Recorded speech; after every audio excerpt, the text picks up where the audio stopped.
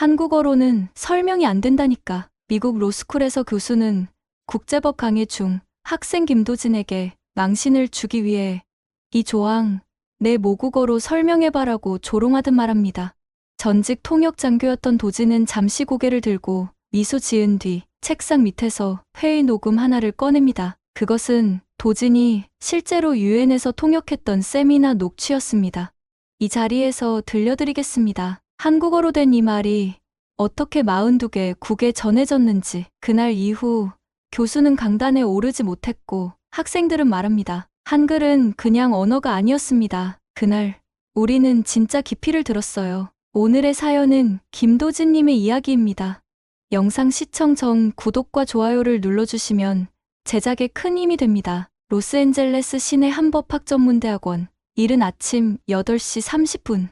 수업이 시작되기 전 텅 빈 강의실 한편에서 김도진은 혼자만의 시간을 갖고 있었습니다. 35살의 그는 다른 동기들보다 나이가 많았지만 그만큼 깊은 인생 경험을 품고 있는 사람이었죠. 노트북 앞에 앉아 세계 국어로 빼곡히 적힌 메모를 정리하며 작은 목소리로 통역 연습을 하고 있었습니다. justice, 정의, justicia.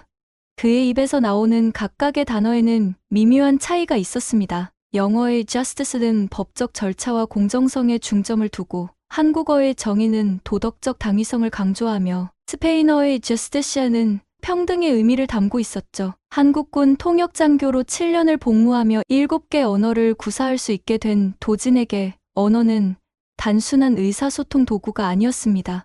각각의 언어가 담고 있는 문화와 철학, 그리고 그 안에 숨겨진 진실을 읽어내는 것이 그의 특기였습니다. 전역 후 유엔 외교관의 꿈을 품고 미국 로스쿨에 진학한 것도 이런 언어적 재능을 더 넓은 세계에서 활용하고 싶었기 때문이었죠. 하지만 지금 이 순간 그의 마음 한편에는 불안감이 자리 잡고 있었습니다. 지난 몇 주 동안 국제법 수업에서 느꼈던 미묘한 압박감 때문이었습니다. 매튜 크롤리 교수는 항상 이곳은 미국이고 우리는 영어로 사고해야 한다고 강조했습니다. 하지만 도진에게는 한국어로 먼저 개념을 정리하고 구조화하는 것이 더 명확한 사고의 과정이었죠. 군 시절 유엔 본부에서 다국적 회의를 통역할 때도 마찬가지였습니다. 복잡한 국제법 개념일수록 모국어로 먼저 이해하고 그 다음에 정확한 영어로 번역하는 것이 오히려 더 정밀한 의미 전달을 가능하게 했거든요. 동기들이 하나둘 강의실로 들어오기 시작했습니다. 도진의 모습을 신기하다는 듯 바라보는 시선들이 느껴졌죠. 한국어, 영어,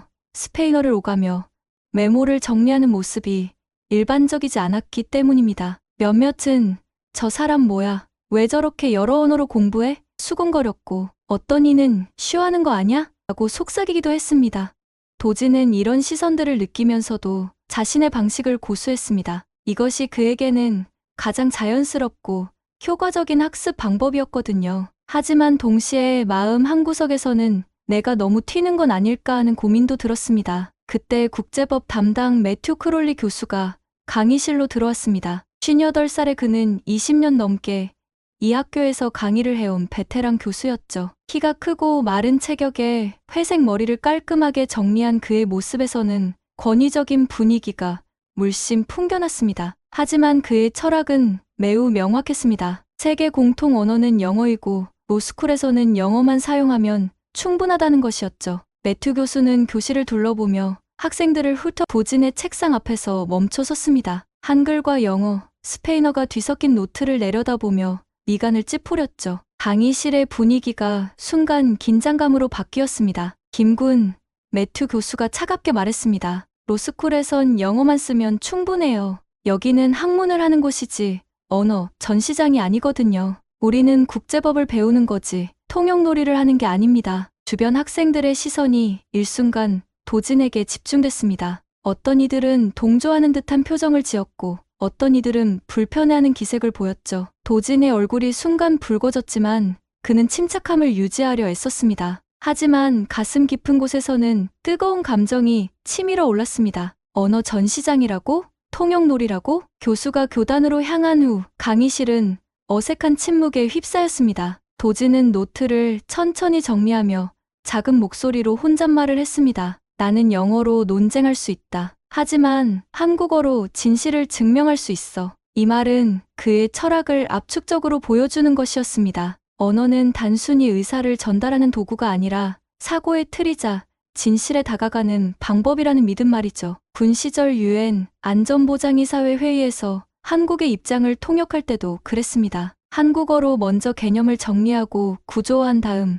그것을 영어로 옮겨야 진정한 의미 전달이 가능했거든요. 도지는 노트북을 천천히 덮으며 마음속으로 다짐했습니다. 자신의 방식을 포기하지 않겠다고 말이죠. 언어는 그에게 무기였고 그 무기로 세상과 맞서 싸울 준비가 되어 있었습니다. 비록 지금은 작은 강의실에서 교수 한 명의 편견과 맞서야 하는 상황이지만 이것 역시 그가 걸어온 길의 연장선이라고 생각했습니다.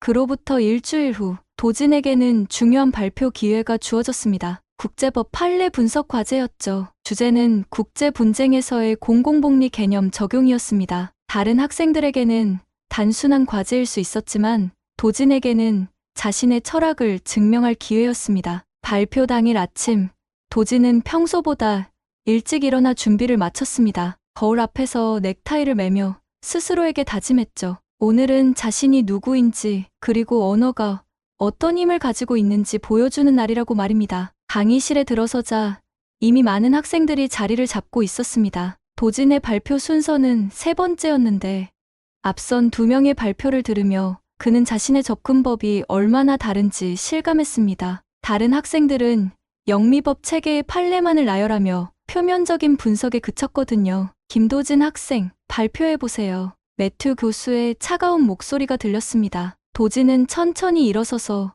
교단으로 향했습니다. 그의 손에는 두꺼운 자료집이 들려 있었고 마음속에는 확신이 차올랐죠. 오늘 제가 발표할 주제는 국제 분쟁에서의 공공복리 개념 적용입니다. 도진은 침착하게 시작했습니다.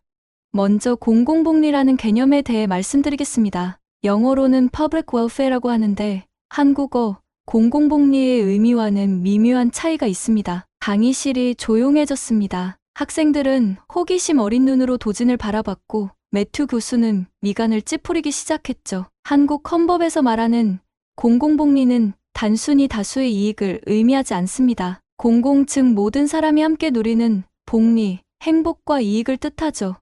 이는 서구의 공리주의적 관점과는 다른 철학적 배경을 가지고 있습니다. 도진은 자신 있게 설명을 이어갔습니다. 그가 분석한 사례는 작년 국제사법재판소에서 다뤄진 동티모르 해양 경계 분쟁건이었습니다. 복잡한 국제법 쟁점을 그는 한국어 개념을 통해 명확하게 풀어내고 있었죠. 정의와 공공복리는 영어로는 한계가 있습니다. 그래서 한국어로 먼저 구조를 짜고 번역했습니다. 도진의 목소리에는 확신이 담겨 있었습니다. 한국어 화합에는 단순한 평화가 아니라 서로 다른 이해관계를 조율해가며 함께 발전한다는 의미가 담겨 있거든요. 학생들 사이에서 작은 탄성이 흘러나왔습니다. 이런 관점에서 국제법을 바라본 적이 없었기 때문이죠. 특히 다른 나라에서 온 유학생들은 자신들의 모국어로도 이런 분석이 가능할 것이라는 생각에 흥미를 보였습니다. 도진의 발표가 끝났을 때 강의실에는 잠시 정적이 흘렀습니다. 그리고 몇몇 학생들이 박수를 치기 시작했죠. 특히 아시아와 남미에서 온 유학생들의 반응이 뜨거웠습니다. 하지만 매튜 교수의 반응은 달랐습니다.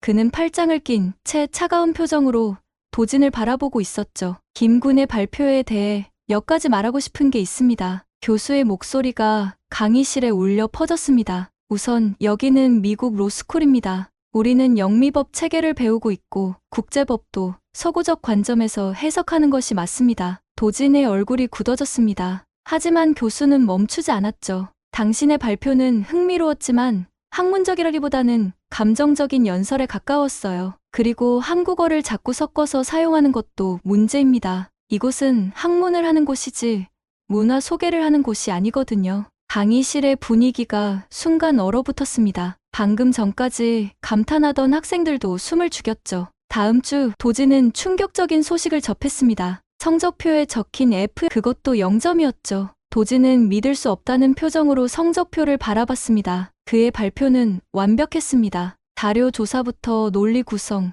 그리고 새로운 관점의 제시까지 모든 면에서 탁월했거든요. 교수실을 찾아간 도진에게 매튜 교수는 냉정하게 말했습니다. 이건 학문이 아니라 감정적 연설이야. 로스쿨은 쉬어하는 곳이 아니야. F는 너의 한글 때문이야. 그 순간 도진의 가슴 속에서 뜨거운 감정이 치밀어 올랐습니다. 7년간 군 복무를 하며 조국을 위해 헌신했고 유엔에서 한국의 목소리를 세계에 전달했던 자신이 단지 모국어를 사용했다는 이유로 이런 모욕을 당하고 있다는 현실이 믿기지 않았습니다. 하지만 도진은 포기하지 않았습니다.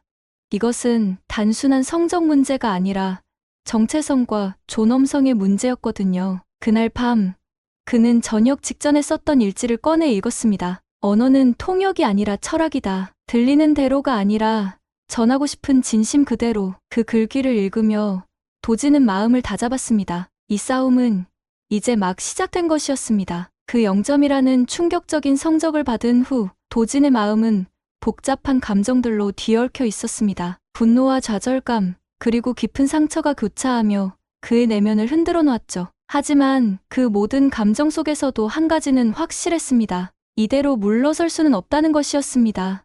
도진은 학생 상담실로 향했습니다. 혹시라도 성적에 오류가 있었을 가능성을 확인하고 싶었거든요. 하지만 상담 교수는 고개를 저으며 말했습니다. 크롤리 교수님은 매우 엄격한 분이시지만 공정하게 평가하시는 걸로 유명해요. 아마 학생의 발표 방식이 기대와 달랐을 거예요. 그 말을 들은 도진은 더욱 답답함을 느꼈습니다. 기대와 달랐다는 것이 무슨 의미인지 이해할 수 없었거든요. 그의 발표는 철저한 준비와 깊이 있는 분석으로 이루어진 것이었는데 단지 한국어 개념을 사용했다는 이유만으로 0점을 받다니요.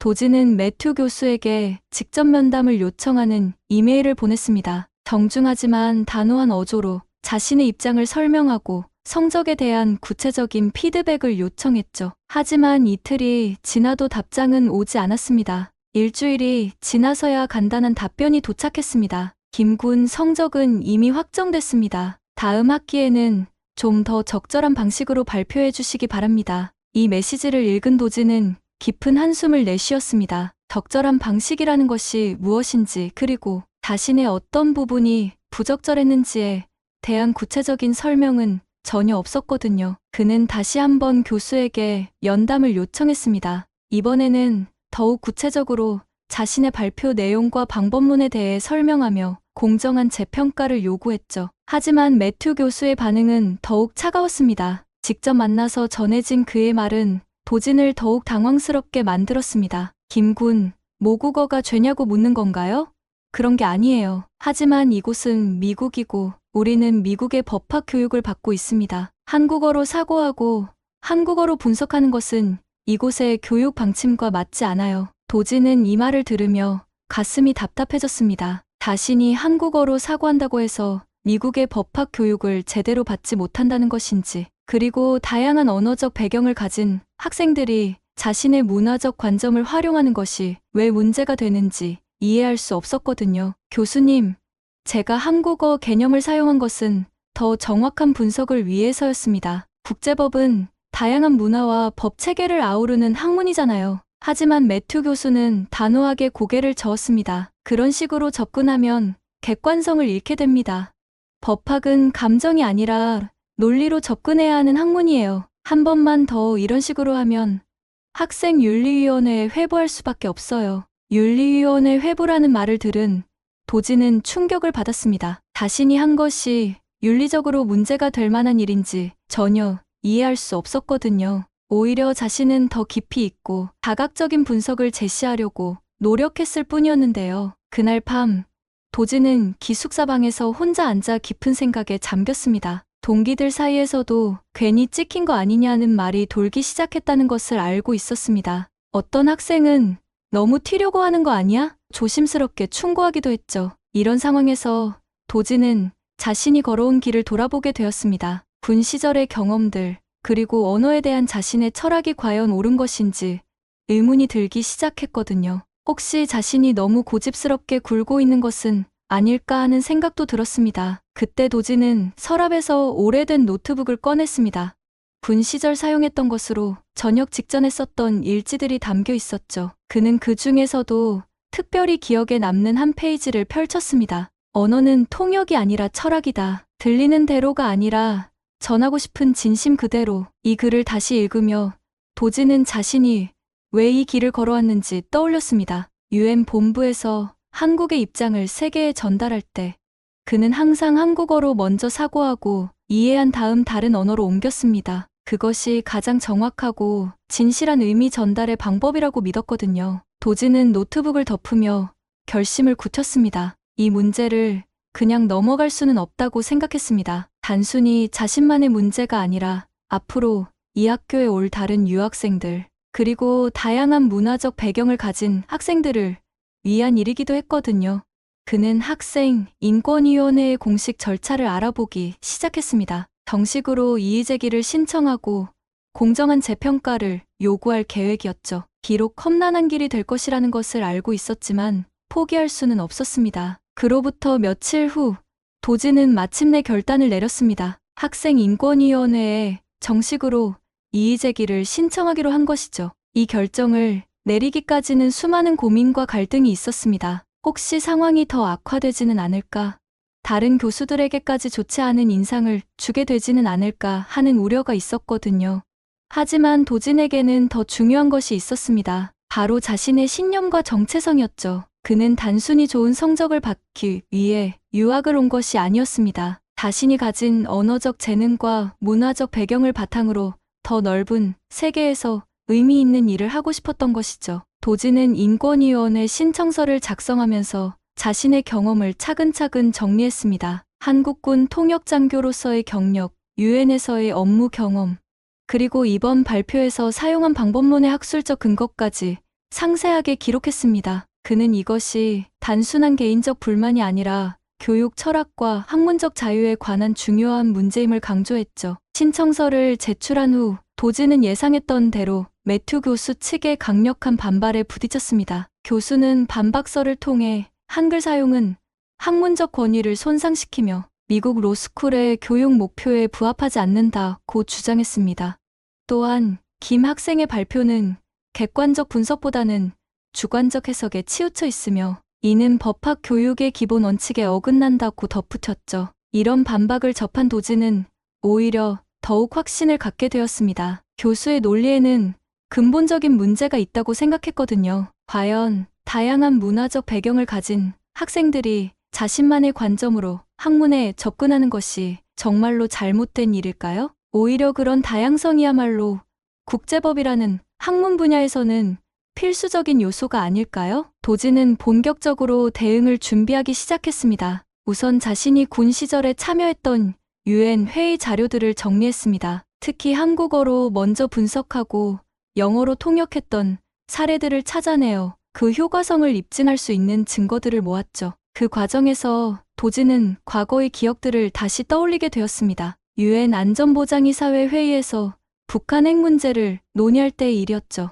당시 각국 대표들은 서로 다른 입장을 고수하며 치열한 논쟁을 벌이고 있었습니다. 그때 도지는 한국 대표단의 입장을 전달하면서 매우 중요한 역할을 했었습니다. 우리가 말하는 평화는 단순한 무력 충돌의 부재가 아닙니다. 한국어로 평화는 평온할 평에 화목할 화를 쓰죠. 즉, 마음의 평온함과 관계의 화목함이 함께 이루어져야 진정한 평화라고 할 수 있습니다. 당시 도진의 이런 설명은 회의장에 있던 여러 나라 대표들에게 깊은 인상을 남겼습니다. 단순히 영어 단어의 의미를 전달하는 것이 아니라 그 배후에 있는 문화적 맥락과 철학적 깊이까지 함께 전달했기 때문이죠. 그 결과 한국의 입장이 더욱 명확하고 설득력 있게 전달될 수 있었습니다. 도지는 이런 경험들을 바탕으로 자신의 논리를 더욱 체계화했습니다. 언어는 단순한 의사소통 도구가 아니라 사고의 틀이며 각 언어가 가진 고유한 개념, 체계를 이해하는 것이야말로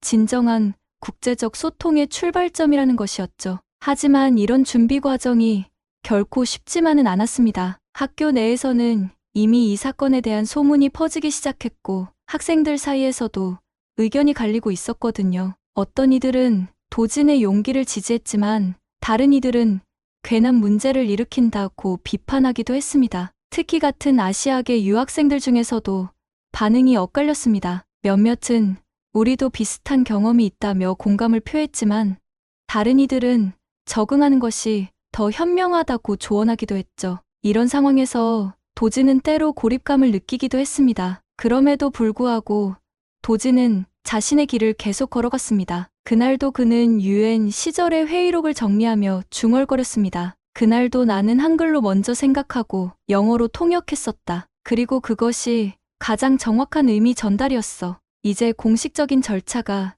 시작될 시점이 다가오고 있었습니다. 도지는 마음의 준비를 마쳤습니다. 이 싸움은 단순히 자신만을 위한 것이 아니라 모든 유학생들의 존엄성과 학문적 자유를 위한 것이라고 확신했거든요. 드디어 공식 징계 청문회가 열리는 날이 왔습니다. 도지는 이른 아침부터 깔끔하게 정장을 차려입고 마지막 점검을 했습니다. 그의 가방 안에는 수십 장의 자료와 함께 특별한 증거가 들어 있었죠. 바로 유엔 시절의 회의 영상과 음성 파일들이었습니다. 청문회가 열리는 회의실로 향하는 복도를 걸으며 도진의 마음은 복잡했습니다. 긴장감과 기대감, 그리고 약간의 두려움이 뒤섞여 있었죠. 하지만 무엇보다 강했던 것은 확신이었습니다. 자신이 옳다는, 그리고 이 싸움이 의미 있다는 확신 말입니다. 회의실에 들어서자 이미 여러 명의 위원들이 자리를 잡고 있었습니다. 학생인권위원회 위원장을 비롯해 다양한 배경을 가진 교수들과 학생 대표들이 참석해 있었죠. 그 중에서도 도진의 눈에 띈 사람은 알렉산드라 로엘 교수였습니다. 60대의 그녀는 국제회의 전문 통역사 출신으로 현재는 언어학과 국제법의 접점을 연구하는 저명한 학자였습니다. 매튜 교수도 참석해 있었습니다. 그는 여전히 차가운 표정으로 도진을 바라보고 있었죠. 마치 이 모든 과정이 불필요한 시간 낭비라는 듯한 표정이었습니다. 김도진 학생, 먼저 자신의 입장을 설명해 주시기 바랍니다. 위원장의 말에 도진은 천천히 일어섰습니다. 그리고 침착하게 말을 시작했죠. 존경하는 위원님들, 오늘 이 자리에 서게 된 것은 단순히 제 개인의 성적 문제 때문이 아닙니다. 이것은 학문적 자유와 문화적 다양성, 그리고 교육의 본질에 관한 중요한 문제라고 생각합니다. 도진의 목소리는 떨리지 않았습니다. 오히려 확신에 찬 어조였죠. 저는 지난 발표에서 한국어 개념을 사용했습니다. 하지만 그것은 쇼나 문화 전시를 위한 것이 아니었습니다. 더 정확하고 깊이 있는 분석을 위해서였죠. 그리고 도진은 자신이 준비한 핵심 증거를 제시했습니다. 유엔에서 통했는데 왜 여기선 안 됩니까? 회의실이 조용해졌습니다. 도진은 노트북을 열어 영상을 재생했습니다. 화면에는 유엔 본부의 회의실이 나타났고 각국 대표들이 둘러앉아 있는 모습이 보였죠. 그리고 통역 부스에서 마이크를 잡고 있는 젊은 도진의 모습도 함께요. 이것은 3년 전 유엔 안전보장이사회에서 열린 북한 핵 문제 회의 영상입니다. 도진의 설명과 함께 당시 상황이 생생하게 재현되었습니다. 화면 속에서 한국 대표가 발언을 하고 도진이 그것을 통역하는 모습이 나타났죠. 특히 주목할 만한 것은 도진이 한국어로 메모를 정리한 후 영어로 통역하는 장면이었습니다. 당시 상황입니다. 저는 한국 대표의 발언을 한국어로 먼저 정리한 뒤 영어로 통역했고 이것이 회의에서 가장 명확하고 설득력 있는 의견으로 평가받았습니다. 도진은 영상을 멈추고 음성 파일을 재생했습니다. 그의 목소리가 회의실에 울려 퍼졌죠. 우리가 추구하는 평화는 단순한 휴전이 아닙니다. 한국어로 평화는 평온함과 화목함이 함께 이루어진 상태를 의미합니다. 이것이 바로 한반도가 지향하는 궁극적 목표입니다. 당시 회의장에서는 이 통역에 대해 여러 나라 대표들이 감탄을 표했다는 기록도 함께 제시되었습니다. 프랑스 대표는 매우 명확하고 철학적 깊이가 있는 설명이었다고 평가했고 독일 대표는 언어의 문화적 맥락까지 전달하는 탁월한 통역이었다고 기록했죠. 학생들과 위원들 사이에서 술렁임이 일어났습니다. 저게 진짜 실전 통역이야? 라는 감탄의 목소리도 들렸습니다. 지금까지 단순히 이론적으로만 알고 있던 국제 외교의 현장을 직접 목격하게 된 것이었거든요. 도진은 계속해서 더 많은 사례들을 제시했습니다. 각각의 사례에서 그는 한국어의 독특한 개념, 체계가 어떻게 국제 무대에서 더 정확하고 효과적인 의사소통을 가능하게 했는지 구체적으로 보여주었죠. 언어는 단순한 번역 도구가 아닙니다. 각 언어가 가진 고유한 사고, 체계와 문화적 맥락을 이해하는 것이야말로 진정한 국제적 소통의 핵심입니다. 도진의 발표가 진행될수록 회의실의 분위기가 변하고 있었습니다. 처음에는 회의적이었던 시선들이 점점 주목과 관심으로 바뀌고 있었죠. 특히 알렉산드라 로엘 교수는 깊은 관심을 보이며 도진의 설명을 듣고 있었습니다. 제가 이번 발표에서 사용한 방법론도 바로 이런 경험에서 나온 것입니다. 한국어로 먼저 개념을 정리하고 구조화한 다음 그것을 영어로 표현한 것이 오히려 더 정확하고 깊이 있는 분석을 가능하게 합니다. 도진은 마지막으로 자신의 신념을 분명히 밝혔습니다. 저는 이것이 학문적 권위를 손상시키는 것이 아니라 오히려 학문의 지평을 넓히는 일이라고 확신합니다. 다양한 문화적 배경을 가진 학생들이 자신만의 관점으로 학문에 접근할 수 있을 때 비로소 진정한 국제적 수준의 교육이 가능해지는 것이 아닐까요? 도진의 발표가 끝나고 회의실에는 깊은 정적이 흘렀습니다. 그 침묵 속에서 가장 먼저 움직인 사람은 알렉산드라 로엘 교수였습니다. 60대의 그녀는 천천히 눈을 감았다가 다시 떴습니다. 그리고 마치 오랜 기억을 되짚는 듯한 표정으로 입을 열었죠. 저는 40년 동안 국제회의 통역사로 일했습니다. 로엘 교수의 목소리에는 깊은 감정이 담겨 있었습니다. 회의실에 있던 모든 사람들이 그녀에게 시선을 집중했죠. UN, 유럽연합, 그리고 수많은 국제기구에서 세계 각국의 언어를 우리말을 세계 각국의 언어로 옮기는 일을 해왔습니다. 그 과정에서 저는 언어가 단순한 단어의 치환이 아니라는 것을 깨달았죠. 그녀는 잠시 멈춘 후 계속 말했습니다. 진정한 통역은 언어 너머에 있는 문화와 철학, 그리고 그 민족의 영혼까지 전달하는 것입니다. 김도진 학생이 방금 보여준 것이 바로 그것입니다. 로엘 교수는 도진을 바라보며 미소를 지었습니다. 전 세계 어떤 국제 무대에서도 그리고 제가 40년 동안 만나본 그 어떤 통역사보다도 더 탁월한 언어적 통찰력을 방금 목격했습니다. 이 말을 들은 매튜 교수의 얼굴이 굳어졌습니다. 그는 입술을 떨며 뭔가 말하려 했지만 적절한 반박을 찾지 못하고 있었죠. 로엘 교수의 권위와 경험 앞에서 그의 논리가 얼마나 편협했는지 드러나고 있었거든요. 위원회의 다른 구성원들도 비슷한 반응을 보였습니다. 언어학과 마리아 곤살레스 교수는 고개를 끄덕이며 말했습니다. 언어 다양성은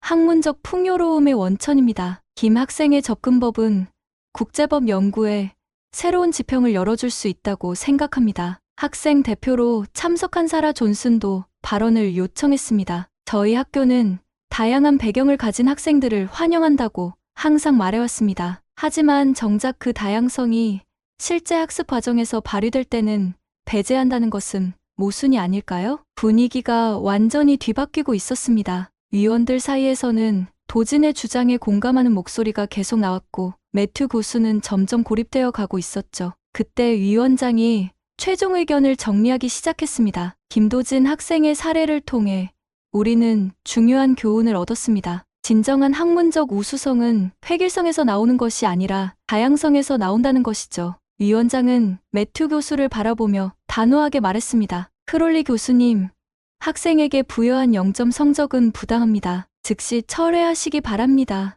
매튜 교수는 얼굴이 새하얗게 질렸습니다. 하지만 위원회의 결정은 거기서 끝나지 않았습니다. 또한 앞으로 이런 일이 재발하지 않도록 교수님께는 엄중한 경고 조치를 내립니다. 그리고 우리 학교는 교과서 및 학습 과정에서 다언어 인용과 문화적 접근법을 적극 허용하는 새로운 지침을 마련하겠습니다. 도진은 이 모든 과정을 믿을 수 없다는 표정으로 지켜봤습니다. 몇 주 전만 해도 절망적이었던 상황이 완전히 뒤바뀌고 있었거든요. 하지만 무엇보다 감동적이었던 것은 자신의 신념이 옳았다는 것이 증명되었다는 사실이었습니다. 청문회가 끝난 후 로엘 교수가 도진에게 다가왔습니다. 젊은이, 당신은 오늘 매우 중요한 일을 해냈어요. 언어의 존엄성을 지켜낸 거예요.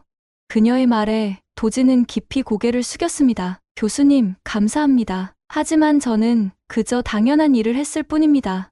아니에요. 당연한 일이라고 생각하지만 실제로 용기를 내어 행동하는 사람은 많지 않아요. 당신은 앞으로 많은 사람들에게 영감을 줄 거예요. 한편 매튜 교수는 회의실을 나서며 도진을 스쳐 지나갔습니다. 그의 표정에는 분노와 당황스러움이 뒤섞여 있었죠. 하지만 도지는 그에게 어떤 악감정도 느끼지 않았습니다. 오히려 안타까움이 들었죠. 편견과 고정관념에 갇혀 더 넓은 세상을 보지 못하는 것이 얼마나 불행한 일인지 깨달았거든요. 그날 밤, 도지는 기숙사 방에서 혼자 앉아 지난 몇 주간의 일들을 되돌아봤습니다. 처음 영점을 받았을 때의 충격과 분노, 그리고 포기하고 싶었던 순간들까지 모든 것이 떠올랐죠. 하지만 결국 자신이 옳은 길을 걸었다는 확신이 들었습니다. 도지는 노트북을 열어 가족에게 보낼 편지를 쓰기 시작했습니다. 멀리 한국에 있는 부모님께 이 모든 일을 어떻게 설명해야 할지 고민이었지만 결국 진실을 그대로 전하기로 했습니다.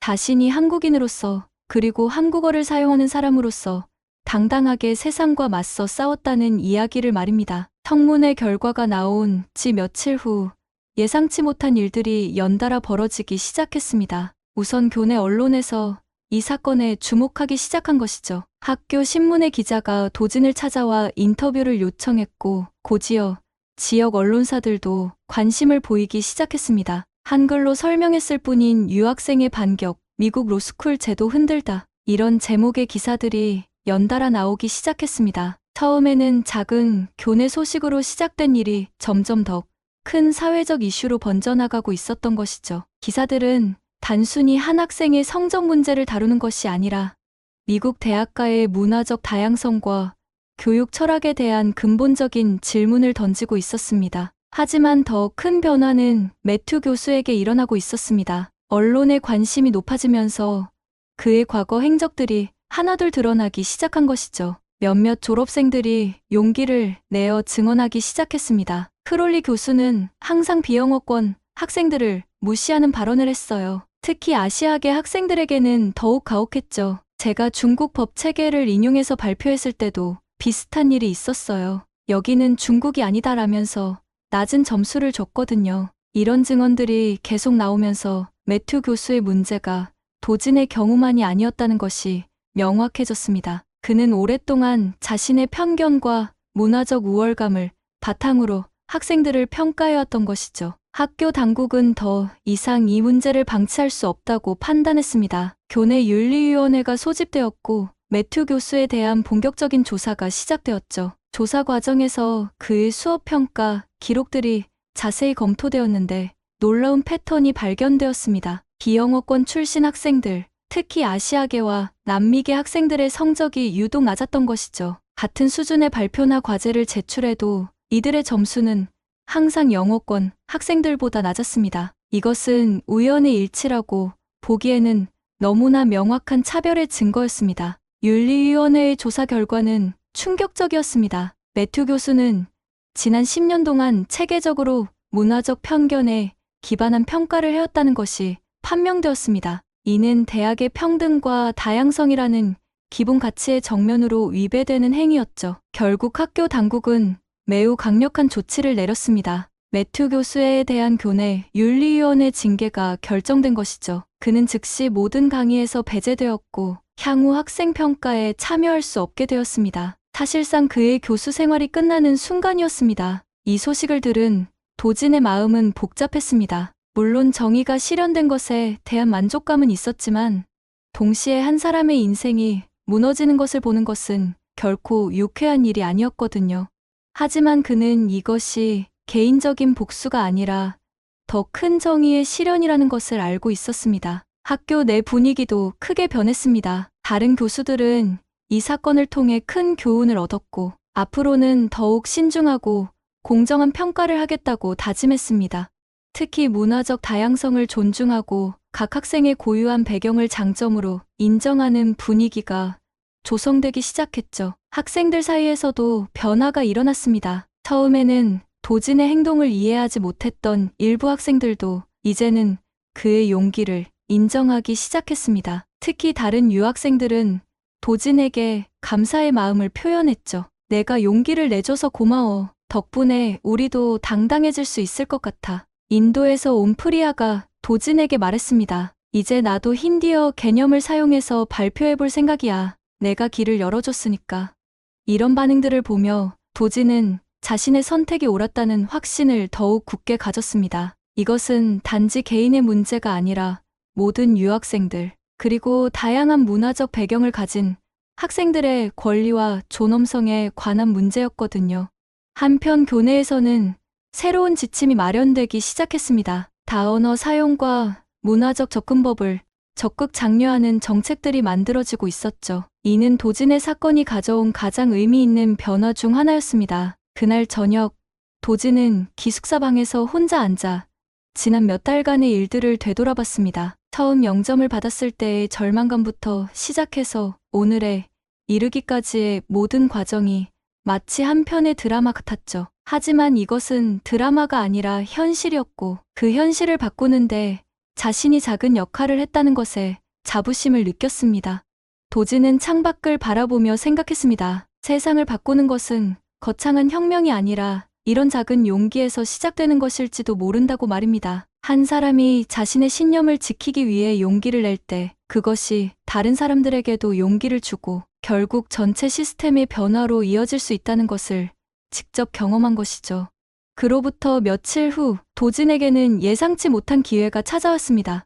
안토니오 칼로스 교수로부터 면담 요청을 받은 것이죠. 유엔 주재관을 겸임하는 그는 도진의 사건에 대해 깊은 관심을 보이고 있었습니다. 면담 약속을 잡고 교수실로 향하는 도진의 마음은 기대와 궁금증으로 가득했습니다. 안토니오 교수의 사무실은 전 세계 각국의 국기와 기념품 가득 차 있었습니다. 그 자체로 국제적 다양성을 상징하는 공간이었죠. 교수는 따뜻한 미소로 도진을 맞이했습니다. 김도진 학생, 당신의 이야기를 들었습니다. 정말 대단한 용기를 보여주셨어요. 안토니오 교수는 진심 어린 눈빛으로 도진을 바라보며 말했습니다. 사실 유엔 사무국에서 한국어 통역과 법률 보조가 가능한 인턴을 찾고 있습니다. 당신이 바로 그 자격을 갖춘 사람이라고 생각해요. 도진은 깜짝 놀랐습니다. 자신이 꿈꿔왔던 기회가 이런 식으로 찾아올 줄은 상상도 못했거든요. 하지만 무엇보다 감동적이었던 것은